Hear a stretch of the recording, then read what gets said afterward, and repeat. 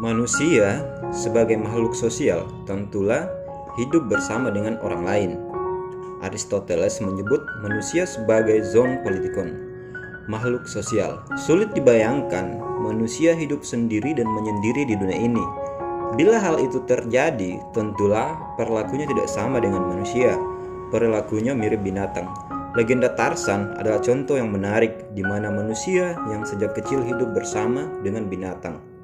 Perilakunya pun mirip binatang. Kenyataan inilah yang menyebabkan pengelompokan manusia menjadi suatu realitas sosial yang tidak dapat dielakkan. Manusia tidak hanya butuh hidup bersama dengan orang lain, tetapi hidup bersama orang lain menjadikan manusia lebih menjadi manusiawi. Hidup bersama dalam suatu kelompok dapat saja disebabkan oleh faktor keturunan atau secara kebetulan tinggal dalam suatu wilayah tertentu. Namun, pada umumnya, orang mengatakan bahwa timbulnya suatu kelompok sosial disebabkan karena adanya kesadaran bahwa seseorang merupakan bagian dari anggota dari suatu kelompok sosial, baik karena keturunan yang sama maupun karena tinggal dalam suatu daerah tertentu.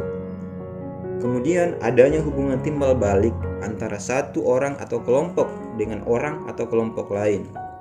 Hubungan timbal balik itu timbul karena suatu atau satu orang atau kelompok memiliki tujuan yang sama dengan orang atau kelompok lain. Lanjut, adanya faktor ikatan yang menyatukan antara satu orang atau kelompok dengan orang atau kelompok lain, misalnya perasaan senasib, ideologi yang sama, atau budaya atau agama yang sama. Kelompok sosial dapat dibagi dalam kelompok sosial yang kecil seperti keluarga, sekolah atau desa, sedangkan kelompok sosial yang besar seperti kota-kota besar, negara atau kumpulan negara yang sering dikenal satu sama lain diikat oleh kepentingan yang sama.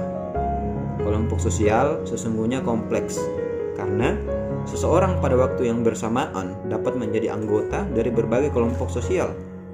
Suatu saat ia merupakan anggota dari keluarga, pada saat yang lain ia menjadi anggota dari sebuah partai politik atau anggota pegawai dari sebuah perusahaan besar dan seterusnya.